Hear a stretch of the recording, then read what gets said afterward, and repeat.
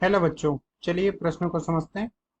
चुंबकीय क्षेत्र के लंबवत गतिमान एल्फा तथा बीटा कणों का मार्ग वृत्ताकार क्यों हो जाता है। हमें बताना है कि जब चुंबकीय क्षेत्र में लंबवत गतिमान एल्फा तथा बीटा कण गति करते हैं तो उनका मार्ग वृत्ताकार क्यों हो जाता है। मुख्य अवधारणा में हम देख सकते हैं कि यदि कोई कण क्यों किसी नियत वेग v से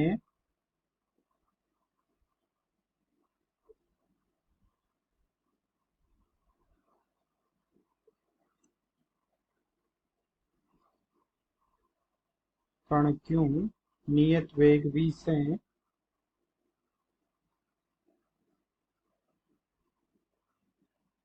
गतिमान होकर एक समान चुंबकीय क्षेत्र B में प्रवेश करता है, तब इसके द्वारा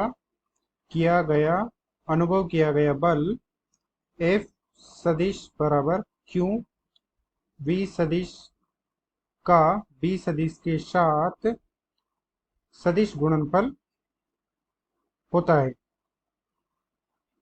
जिसे हम Q V B sin theta के रूप में भी लिख सकते हैं। यहाँ हम देख सकते हैं एक समान चुंबकीय क्षेत्र B है तथा ये आवेश Q है। इससे यदि थीटा कोण पर वेग v है, यानी कि v और b के बीच में थीटा कोण पर v है, तो इन दोनों के कारण आवेश पर एक बल F लगता है, जिसकी दिशा दक्षिणावर्त पेच के नियम से दी जाएगी, जो कि होगी इस प्रकार से। अगर उंगलियों को घुमाते हैं तो अंगूठा इन दोनों के लंबवत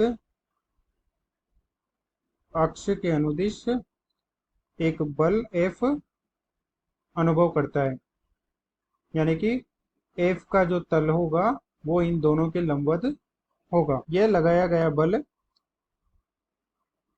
ऋणात्मक आवेश के लिए धनात्मक आवेश के विपरीत होगा,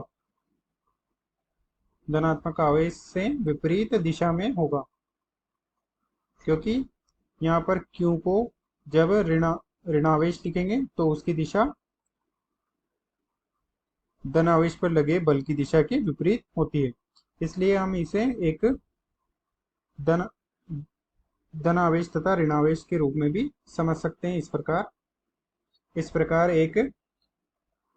एक समान चुंबकीय क्षेत्र B है। ये चुंबकीय क्षेत्र B है, इस प्रकार से B,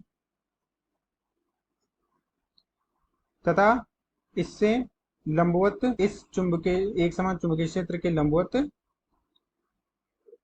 ये आवेशित कण v वेग से गति कर रहे हैं। इस प्रकार से B चुंबकीय क्षेत्र के लंबवत तल में आवेशित कण v वेग से गति कर रहे हैं। तो जब हम इस पे दक्षिणावर्त पेच का नियम लगाते हैं तो v से b की दिशा में जब उंगलियों को घुमाते हैं, यानी कि v से b की दिशा में जब उंगलियों को घुमाएंगे तो इस दिशा में बल F लगता है, जो कि धन आवेश पर होता है। तो जबकि धन आवेश पर इधर बल लग रहा है, तो ऋण आवेश पर उसके विपरीत दिशा में इस दिशा में बल लगता है, यानी कि धन आवेश से विपरीत दिशा में ऋण आवेश पर बल लगता है।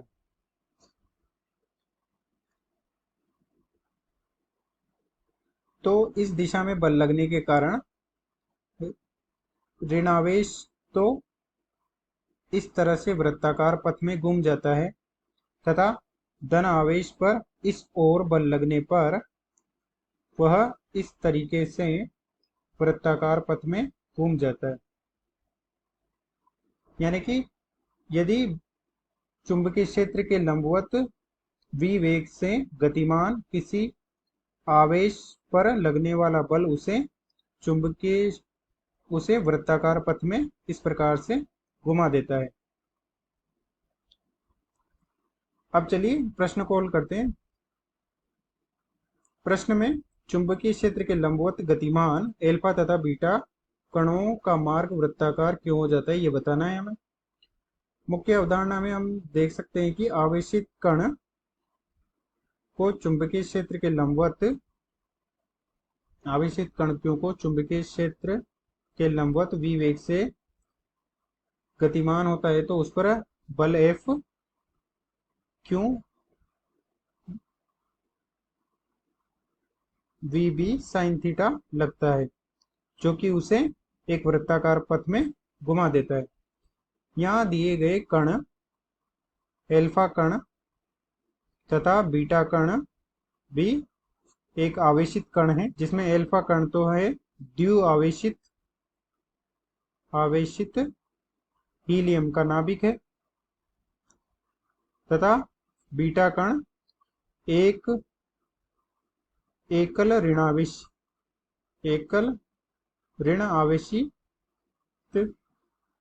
कण B1 0 है। यानी कि बीटा कण तो ऋणात्मक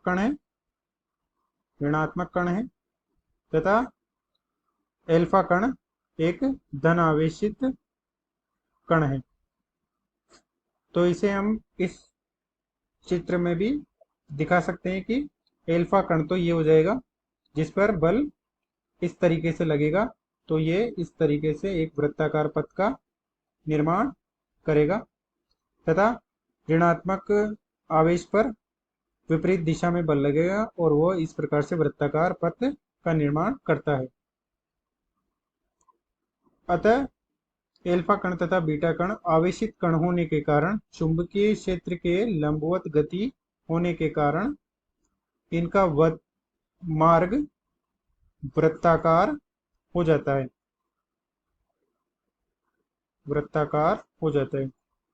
क्योंकि एल्फा तथा बीटा कण आवेशित कण हैं। आशा करते हैं आपको समझ में आया होगा। धन्यवाद।